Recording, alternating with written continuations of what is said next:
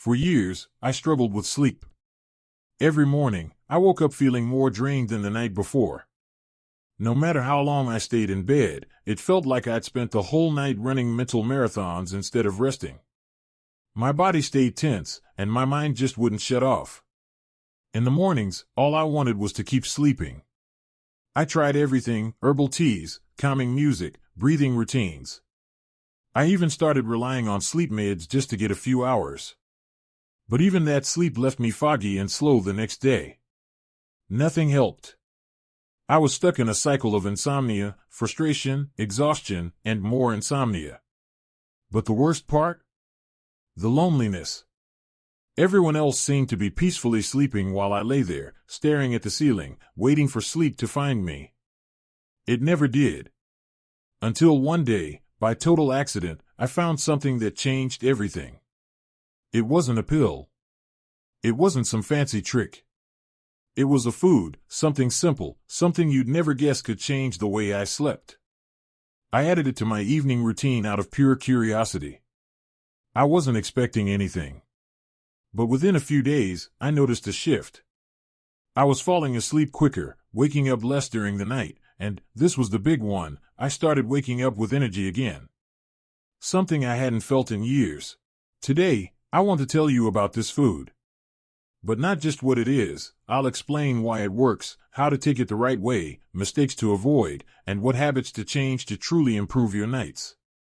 Sleep shouldn't be a luxury. It should be part of living well. While there's no instant fix for everyone, maybe this story is the spark you need. So stick with me till the end, because sometimes one small shift can restore more than sleep. It can restore your life. Now it's your turn. How old are you, and where are you tuning in from? I'd love to get to know you and learn what brought you here today. I remember exactly when it all started. It didn't hit me all at once, it crept in slowly. At first, I just needed a little more time to fall asleep. Then, I'd wake up randomly at 2 a.m. or 4 a.m., for no reason. I'd get up, use the bathroom, try to fall back asleep, but by then, my brain was wide awake like it was daytime. And it didn't just mess up my nights. It followed me into the day. I was irritable, sluggish. Even simple conversations were hard. I couldn't focus. I forgot what I was saying mid-sentence. My head hurt. I carried this weird, heavy sadness, like everything in life took twice the energy. The hardest part? Nobody noticed. I looked fine on the outside, but inside, I was fading. Most people think insomnia is just not sleeping. But it's more than that. When you lose sleep, you lose a piece of your life. I tried handling it on my own. I drank chamomile and valerian tea, played sleep music, quit using my phone before bed, just like the articles said. I even bought a new pillow and mattress. I tried meditating. Nothing worked. Or if something helped, it only lasted for a couple nights. Then it was back to the same struggle, tossing and turning for hours like I was stuck in an invisible prison.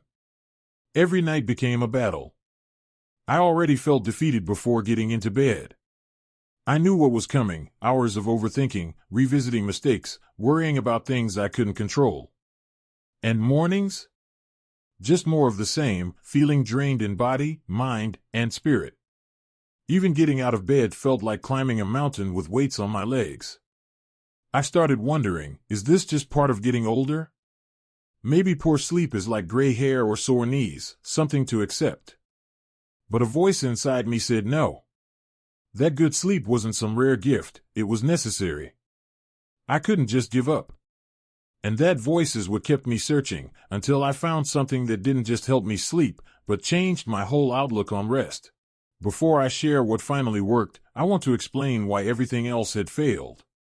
Because it wasn't just about what I did at night. The real issue started much earlier in the day. For the longest time, I believed poor sleep just came with aging, like wrinkles or weaker eyesight. But the truth is, while our bodies do change, sleep doesn't have to disappear. You just have to understand how it works. Around age 60 and up, our sleep naturally becomes lighter.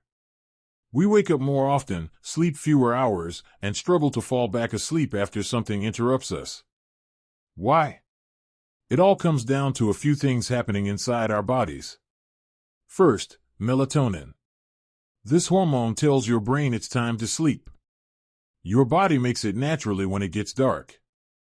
But as we age, we make less of it. That's why falling asleep can take longer, or not happen at all. Then there's cortisol, the stress and energy hormone. In a healthy rhythm, cortisol drops at night and rises in the morning. But if you're stressed or off schedule, cortisol stays high at night. That keeps your body in alert mode, not sleep mode. And here's something most people never hear about: body temperature. For your brain to allow deep sleep, your body has to cool down slightly. If your room's too warm, if you had a big or heavy dinner, or if you're too stimulated, your temperature stays up, and you don't reach deep sleep. What I came to understand is this: most older adults aren't sleeping poorly by chance. They're unknowingly blocking the natural process their body needs to rest. And one of the biggest culprits? Dinner. For years, my nighttime meal was something quick: toast with cheese, maybe rice, or something reheated, whatever was easy.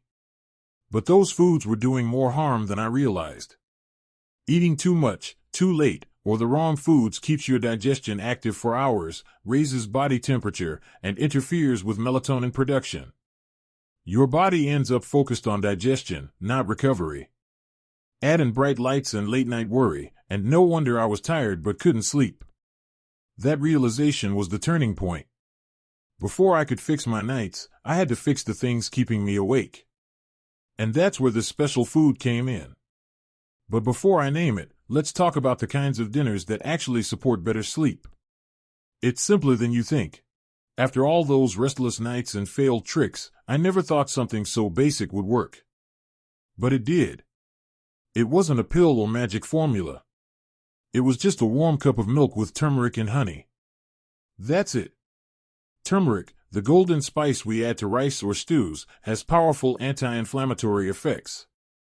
But it also calms oxidative stress in the brain, promoting relaxation and deeper sleep. Honey helps the body release serotonin, which supports melatonin production. And milk? It's full of tryptophan, which also helps regulate sleep and mood. There was no miracle. Just natural chemistry. The first time I made it, I gently warmed a cup of milk, added half a teaspoon of turmeric, and stirred in a teaspoon of honey. I drank it slowly, about 40 minutes before bed. I wasn't even hungry, just curious. I laid down with no expectations. And to my surprise, something changed. I didn't feel knocked out like with pills, but my body didn't resist sleep like usual. I felt relaxed. My mind quieted. I drifted off. And when I woke up hours later, I realized I had slept all the way through. That hadn't happened in years. The best part? I woke up refreshed. Really refreshed. A calm energy that lasted all day. After that, I kept doing it, and it kept working. Now, I'm not saying this drink is a cure-all. But it opened the door to a better cycle and gave me hope. Sleep doesn't just happen. It's built through habits. And sometimes one simple ritual, like what you drink before bed, can trigger a whole chain of positive changes. The key lesson? Good sleep doesn't start when you lie down. It starts at least an hour before. That changed everything for me. So now, I'll walk you through my nightly routine. It's easy. No expensive products or fancy gadgets. Just some intention and regular practice. I try to eat dinner early, before 7 o'clock when I can. I keep it light and easy to digest: veggie soup, boiled egg with avocado, or a small piece of fish with mashed veggies. No fried food, no bread, and no sugar at night. I learned the hard way: if your body's busy digesting, it's not resting. Then around 8 o'clock or 8:30, I make my warm turmeric honey milk. That's my cue to slow down. I sip it in peace, no TV, no phone, just quiet. Next, I dim the lights. Bright lights confuse the brain. If your screen is still glowing, your body won't release melatonin. I use a soft lamp and switch my phone to night mode if I really need it. I also pay attention to my room. I keep it cool, even in winter. I might crack a window or turn on a fan. Cooling down helps the body fall into deeper sleep. And here's a little bonus: I stretch. Just a few minutes of light stretching helps calm my body before bed. Nothing complicated. I stretch with my arms above my head and my back straight against the wall. I take a few deep breaths. It's not for exercise, it's my way of signaling to my body that the day is over. When I go to bed, I make sure nothing is left unsettled. If something's on my mind, I jot it down in a notebook. It's like placing it outside the bedroom. I tell myself, I'll deal with it tomorrow. And it works. Because often, insomnia is just a thought that refuses to let go. And on the nights when sleep is slow to come, I don't force it. I lie quietly, breathe deeply, and simply wait, no pressure. I trust that my body knows how to sleep, it just needs me to get out of the way. If you're over 70, this rhythm may feel slow, but believe me, it's powerful. And even if you're in your 50s or 60s, starting now can change how your sleep evolves. No matter your age, you can teach your body to rest again. If you're ready to try, in the next part I'll share a practical guide on what to do and what to avoid so this food can truly help. If you've tried everything to sleep better but still wake up feeling drained, groggy, or mentally cloudy, the problem might be your dinner, and you may not even know it. For years, I made those same mistakes, thinking they had nothing to do with my sleep. But as I removed them one by one, everything began to shift. First up, coffee. Many seniors say, coffee doesn't affect me, but caffeine can stay in your body for over 6 hours. Sure, you may fall asleep, but it's light sleep. You wake up without feeling restored. Next is alcohol. It seems like a glass of wine helps you unwind, but alcohol messes with deep sleep, especially REM, the stage your brain needs most. Plus, it can make you dehydrated, disrupt your night with bathroom trips, and even cause night sweats. Sleeping isn't the same as resting, and alcohol proves that. Then there's sugar. A small sweet snack may seem harmless, but it spikes your blood sugar, which causes a crash that can wake you up. A lot of midnight awakenings are from sugar crashes after a high. Heavy fats are another problem.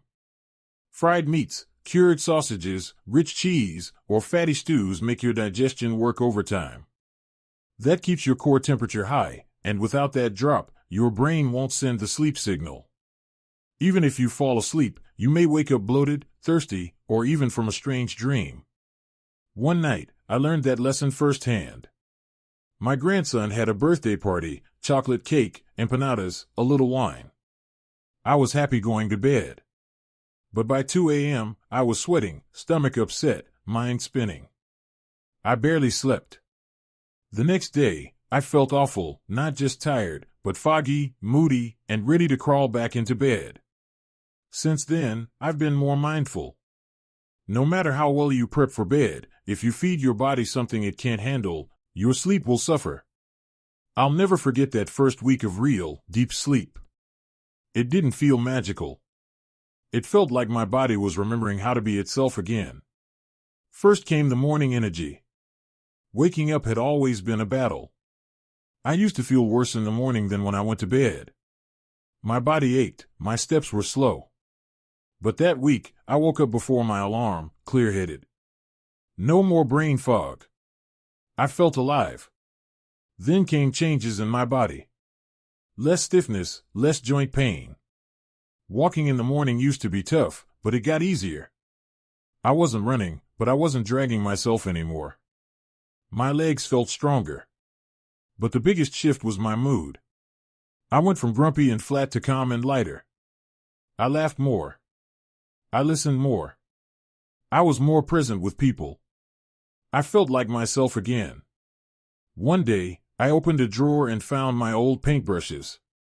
I hadn't painted in years, blamed it on being busy, but really it was exhaustion. That week, I picked them up and painted. Something in me had come alive. I started walking again with an old friend from the neighborhood. I'd been putting it off for months. Now, I was the one calling him. We laughed, talked, walked to the park. I felt like me again. Good sleep isn't just about closing your eyes. It's about coming back to life. It's about wanting to wake up. It's about being excited for the day instead of counting down to a nap. People underestimate the power of sleep. They treat it like a bonus. But it's not. It's vital, just like eating and breathing. Without it, everything falls apart. With it, everything grows. Now, I get it. Not everyone can or wants to drink turmeric milk with honey. Maybe you're lactose intolerant. Maybe you just don't like it. That's fine. Everyone's different. But the goal is the same: help your body rest. So, here are 3 other natural sleep aids that really work when used the right way. First, oats. Not just for breakfast. A small bowl of warm oats at night helps sleep because they contain melatonin and magnesium. Try it with mashed banana and a pinch of cinnamon. It's cozy and calms the nerves. Second, almonds. They have tryptophan and magnesium, great for muscle relaxation. They also keep blood sugar stable. Just eat a small handful of raw, unsalted almonds about 30 minutes before bed. Or warm up some almond milk with honey and a drop of vanilla. Great for anyone avoiding dairy. Third, ripe banana. Bananas have potassium and magnesium, plus a little natural sugar to help tryptophan get to your brain. Eat half a banana after dinner or blend it into a simple smoothie with plain yogurt and cinnamon. While we're at it, chamomile tea with cinnamon is a powerful combo. Chamomile calms the nerves. Cinnamon stabilizes blood sugar. A warm cup in silence before bed is a great way to say, it's time to rest. But it's not just about what you eat, it's when and how. Even the best sleep foods won't help if you eat them too fast, too late, or while distracted. Eat them 40 to 60 minutes before bed, in a calm space with low light and no noise. Your body needs time. This isn't about instant results. It's about setting the stage so your body can do what it naturally knows: rest. Add one of these foods to your routine calmly and consistently. You'll see the change. There are lessons you learn late, and lessons you learn the hard way. I didn't understand why I was so exhausted if I wasn't doing anything wrong. But eventually, I saw it wasn't just my food, it was my habits. The little things that looked harmless but stole my sleep. Let me be honest about what I no longer do before bed. Because each of these tiny choices was building a wall between me and restful sleep. First, no more phones at night. I used to scroll through news or videos before bed. Hours would fly by. But I didn't know that blue light blocks melatonin, the sleep hormone. And it wasn't just the light. It was the content. The stress. The noise. I was overstimulated. Now, the phone stays outside the bedroom. Turning it off is my way of saying, time to rest. Second, I avoid serious talks or arguments at night. This was a tough one. I used to bring up problems before bed, thinking it cleared the air. But it just revved me up. Now, I pause. If something's bothering me, I write it down. I save it for tomorrow. Because bedtime is sacred. Third, I stopped eating from stress. I used to grab a snack just because I was anxious. But those bites told my body to get back to work. Now, I listen to my body. If I'm not truly hungry, I don't eat. That simple change made a huge difference. Because rest is more than just sleep, it's peace. I share all this because we've normalized being tired. We've accepted that waking up groggy is just part of life. But it's not. Constant exhaustion isn't normal. It's a message from your body. Today, my bedtime is a ritual. It's how I say, I care about me. No screens. No drama. No late-night snacks. Just soft light, deep breaths, a warm drink, and peace. Because sleep isn't a reward, it's self-respect. And at 80 plus, I believe I deserve that. As we wrap up, let's take a moment to reflect. What did we learn? First, good sleep isn't a luxury. It's a necessity for health and happiness. Second, sleep isn't just fixed with pills. Sometimes the best solutions are natural. A simple drink can signal your body, you can rest now. Third, our evening habits matter. Phones, arguments, or anxious eating seem small but steal our rest night after night. And above all, you're not alone. Many of us go to bed exhausted, hoping for sleep, and wake up even more tired. If you're at your limit, physically, mentally, emotionally, don't give up. Don't settle. Insomnia doesn't have to be forever. One small change can wake your body up to what it was always meant to do: sleep deeply and fully. And with that sleep comes real energy. Not coffee, not force, just true renewal. So here's my advice: make bedtime sacred. You don't need to be perfect. Just be consistent. Your body will respond in ways you never thought possible.